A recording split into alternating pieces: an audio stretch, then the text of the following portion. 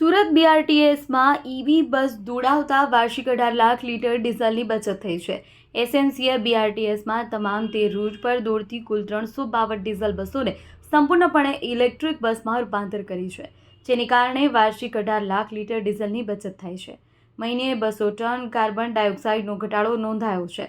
શહેરમાં દરરોજ 2 લાખથી વધુ મુસાફરો માસ ટ્રાન્સપોર્ટેશન સુવિધાનો લાભ લે છે. 1.25 લાખથી વધુ મુસાફરો બીઆરટીએસ રૂટ પર દોડતી આ 352 ઇલેક્ટ્રિક બસની સવારી કરી રહી છે. નેટ ઝીરો મિશન હેઠળ વર્ષ 2027 સુધીમાં 1100 ઇલેક્ટ્રિક બસ ઓન રોડ કરવાનું લક્ષ્ય રાખ્યું છે.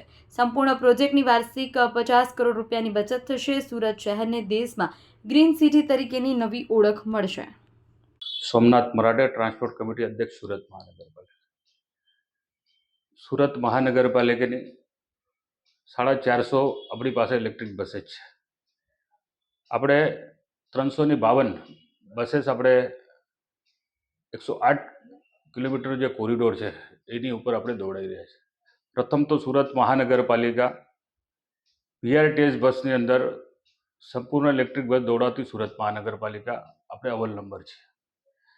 અને હમણાં આપણે 100 જેટલી બસ આપણે સિટીમાં પણ ચલાવવાની શરૂઆત કરી છે.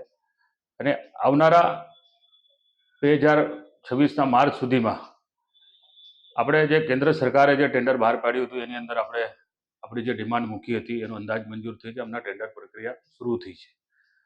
આપણી પાસે જે ડીઝલ બસો છે એ ડીઝલ બસો આપણી ડિસેમ્બર પછી નીકળી જવાની છે.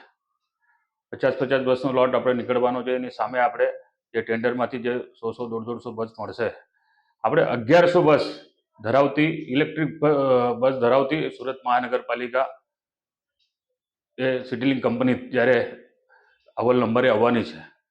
આજે આ ઇલેક્ટ્રિક બસ આપણે દોડવાના કારણે સુરત શહેરની અંદર આપણે 200 ટન કાર્બન ડાયોક્સાઇડ જ્યારે શહેરની અંદર જો ઘટ્યો છે, બહુ મોટી વાત છે.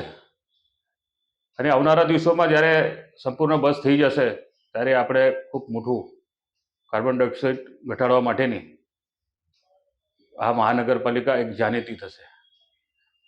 અને ખાસ કરીને જ્યારે સુરત મહાનગરપાલિકા આ શહેરમાં ગ્રીન પોલિસી જ્યારે અમલમાં મૂકી છે એ અંતર્ગત સુરત મહાનગરપાલિકાનો જે વ્હીકલ ટેક્સ હતો, કાર હોય કે 2 વ્હીલર હોય, હવે એના માટે પણ જ્યારે ટેક્સની 100% માફી આપી છે. એના કારણે સુરતના નગરજનો ઈ વ્હીકલ પર લેવા માટે ખૂબ આગળ વધી રહ્યા છે.